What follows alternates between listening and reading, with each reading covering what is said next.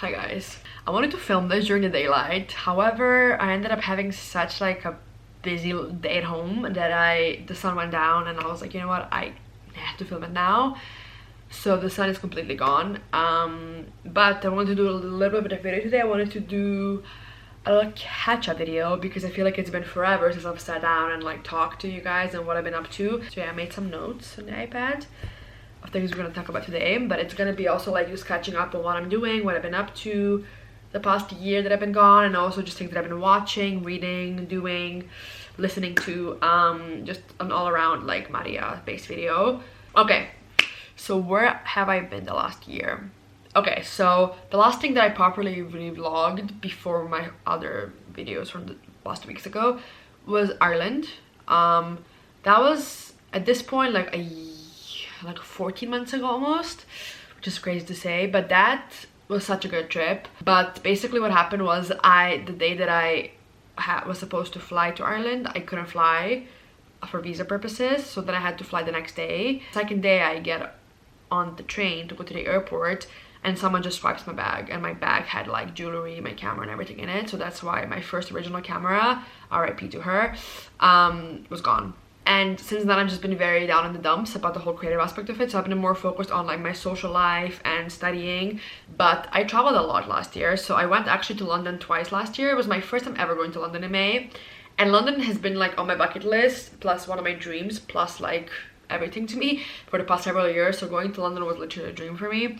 So I went first, originally I went with my two best friends, and we went on just a trip for a week with all three of us.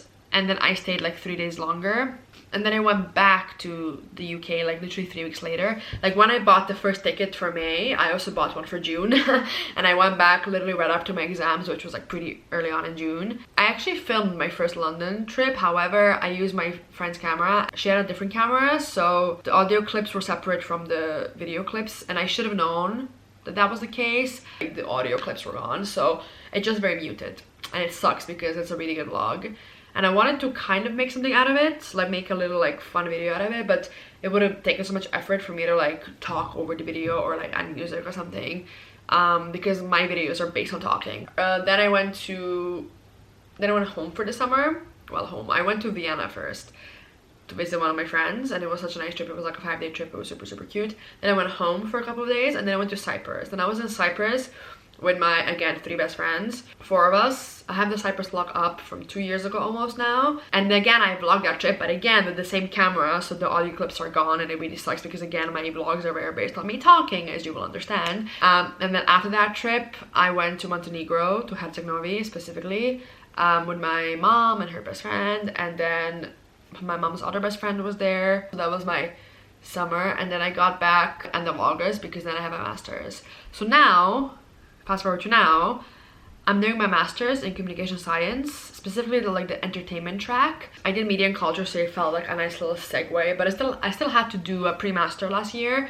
for the statistics part of it, like to learn SPSS and stuff. However, for my thesis, I'm literally doing qualitative analysis, so I didn't really need that half a year. That half a year was very specified to people who were doing surveys, and I wasn't doing surveys. And actually a lot of my friends who did my pre-master aren't doing surveys, so I don't know how helpful that was, but it was still a nice thing to like learn about different theories and different like sampling methods and stuff like this. So by the way, if you guys want me to do a video on like what I study and breaking down everything, I'd love to. Just let me know if that's interesting to you. It was really cool because in my master's we're a lot more practical in the way we do things, and there's no like exams. Literally my whole year there's no exams. It's just based on assignments and just based on group work and presentations, always presentations, because they really want to see how you present your ideas and how you present yourself. And additionally, a lot of presentations, at least last semester, were quite like not last minute, but they were made in a short amount of time.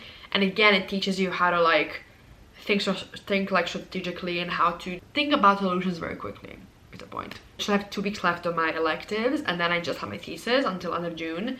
So that's how it's set up, that you get like 3 months of pure thesis grinding. I also never ended up vlogging anything about my bachelor's, finished my bachelor's, but yeah, I graduated my bachelor's in December 2023. I'm going back because I forgot to mention that. Because I did an extra semester, so I did like 3.5 years of uni, even though it's 3 years in Amsterdam. the usual. But I wanted to do an extra semester to make sure that I did my thesis, just my thesis, and that was the best thing I could have done for my mental health. Like, I had a blast writing my thesis because it was the only thing that I was doing for that semester, and on other things like improv and stuff and Dutch classes, but that was the only thing that I did that semester. Let's talk about the more fun things now. First of all, we're gonna start with what I've been reading recently. The thing is, I was super into reading last summer, because in summer I only do is read. So in the summer I can read a book a day or a book in 2 days, like easily, because in summer all I do all day is just sit on the beach and read. And then I told myself that I wanted to continue that streak, and I did. For a very long time I was going well with, like, I was reading September, October, November really, like, consistently. Got really into reading series. So it started with Binding 13. It's 5 books. I only read 4 so far, and they're really thick books. They're like 800 pages each. The first 2 are about Shannon and Johnny, and then the second 2 are about Joey and Aoife, and Joey is Shannon's brother, so it's everything's connected. All the characters are recurring, and I really like it. However, trigger warning, it's very traumatizing. It's about, like, domestic abuse. So those books, those 4 books, took me, not gonna lie, 6 months to get through, because they're really, really heavy, and it's the first time that I've ever cried at books. Like, literally first time ever, so that was quite enlightening.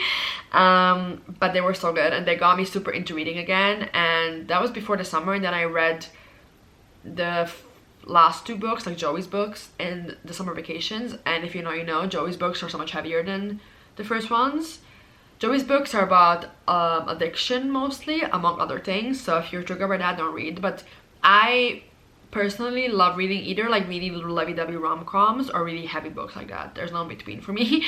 And then after the summer, I once again was like, I want to keep reading, I want to keep being in this mindset that I've already been in. So I started reading Magnolia Park's universe. That universe changed my life. It's, again, 5 books, and it follows this girl, Magnolia Parks, and her whole friend group of very elite, rich, boarding school type of people. However, you see their lives, like, in their 20s, and then there's, like, flashbacks and flash forwards, and specifically it's about Magnolia and BJ, who's, like, her little soulmate, but then things keep breaking them apart, putting them back together. And it's basically, the whole premise is, like, how many loves do you get in a lifetime? And those books, like, I got so attached to the characters. And then 3 of the books are Magnolia Parks, and then 2 of the books are Daisy Hates.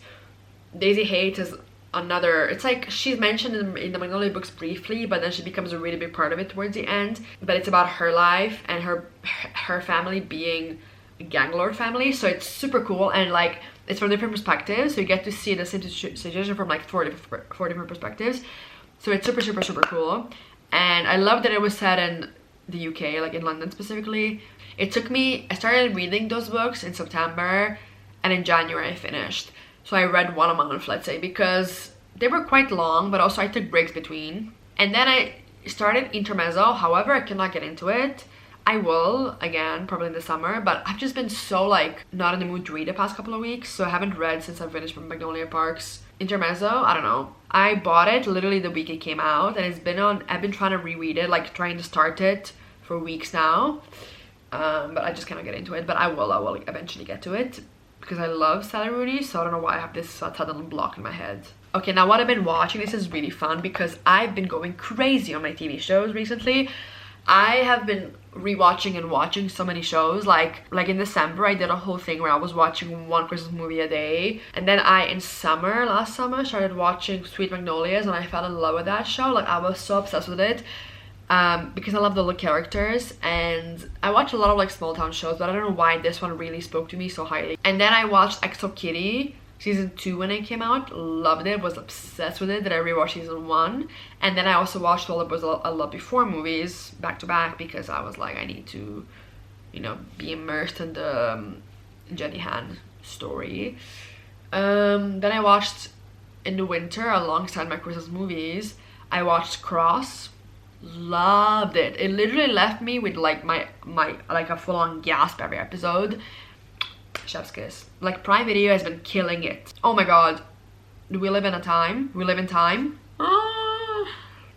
That movie ate me up. Like, that movie, genuinely, watching it a second time actually hit me more than the first time, because the second time I watched it, oh my god, there were so many things that I missed the first time I watched it. The second time watching it, I was literally, like, in shock of, like, what I missed, and I was like, oh my god. Wicked, I've seen 3 times now.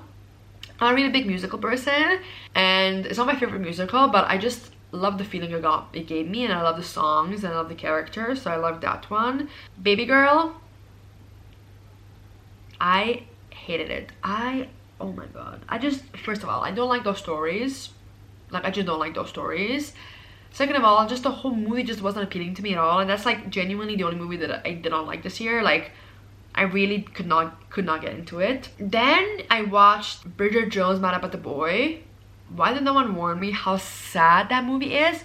Oh my god, I watched all the Bridget Jones as they were coming out, so I'm pretty like, I grew up with that character. So watching this film, it was perfect. It was such a perfect way to end this beautiful movie series. And then we have My Fault London. Again, Prime Video has been freaking killing it. What do you mean? Like, so good. Better than the original, may I say. But by the way, I was obsessed with the original. I watched it 2 times, and now I watched My Fault London 2 times as well. My Fault London hits different. It just hits different. Like, it's so good. And then shows, like I said, I've been watching all the shows that I mentioned, but then also Parenthood. I watched This Is Us 3 years ago, and I will say this as someone who watches a million shows a year, This Is Us might be one of the best shows. No, sorry, might be the best show. No, is the best show on ever. It's so good. This Is Us. I want to rewatch it, but I want to give it time. I'm gonna give it maybe like a year or 2 more, because I feel like it's still fresh in my mind. Like, I could probably remember a lot of things, but I want to rewatch it in like 2 years time, because that show messed me up in like the best way possible. Like, it really got me thinking about so many things, and it's such a good story, and like the way they thought about everything and all the characters, the character developments. Parenthood is a really close second. Like, it really gave me those vibes. It just a little bit older than This Is Us is, and it's just very character heavy, and it's all about basically these 4 siblings, and all of them are parents in different ways, and then also we see like their parents, so the grandparents also in the stories, and then the children.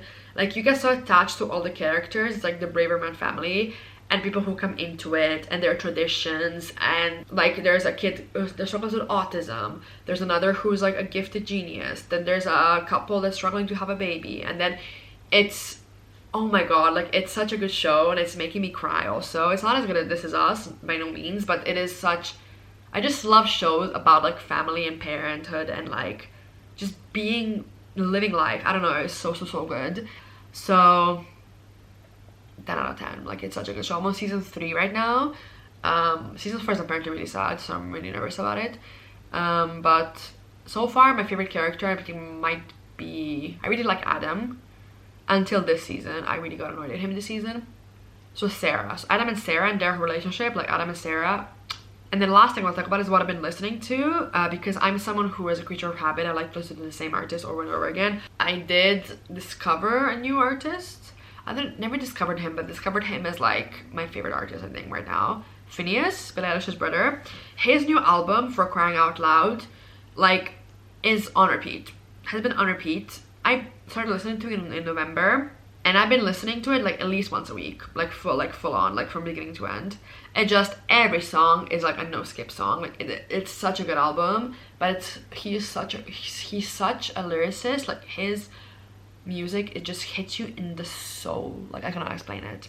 And then I've been super into Gracie Abrams, but like specifically her new album, The Secrets of Us, and I love the song Free Now. Bro, it's so good. Like, it's literally, again, on repeat. I love the little like chorus. If I just wanna, when I listen to it, I feel like I want to run through the field, you know, like of like tulips. Like, and then also in the last year I went to a lot of concerts. So I went to Niall Horan, which was incredible.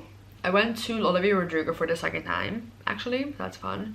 I went to Ed Sheeran in Serbia in August, which was really nice. I went to Joshua Bassett in January, and I went to him before 2 years ago, and I met him, like I took a picture with him. And then this time he was here for 2 nights. The first night I went home right after, but the second night I didn't go to the concert, but I just went to like maybe meet him, and he was like right in front of my face. I helped put a picture up. He was like, and then he had to go home, so I was really close to like meeting him again, which would have been amazing. but I loved his concert. Like honestly, I wish that I went both nights because it was so good. And then the most recent concert I've been to was literally 2 weeks ago, and I went to Ludovico Einaudi, who is like one of my favorite pianists. I love piano music, but hearing it live, absolutely life-changing. Last update is obviously my iPad. So I have the yellow iPad, and I just spent like literally 2 hours putting it together, and this is my wallpaper now. I have like all my apps like in like this nice little square, and then I have little widgets on here, and then more squares. I want to get more creative with things, but I'm so excited to like figure this out, how this works and stuff. But I feel like I have a lot of updates. So anyways, thanks guys for coming to this video. I hope you enjoyed, and I hope that you like this format video, because I want to do a little like go back and forth between the different formats. But thank you guys again. Sorry for the lighting, but what can I do? Hope you enjoyed this little chit chatty video, and thanks for catching up with me. I feel like I wanted to make this seem like we're, you know, FaceTiming or we are friends meeting up for a coffee. So yeah, let me know what you think about any of these shows or movies that I mentioned in the comments, if you liked them, if you didn't like them, or any new shows you want to recommend to me that are similar vibes. But yeah, love you guys.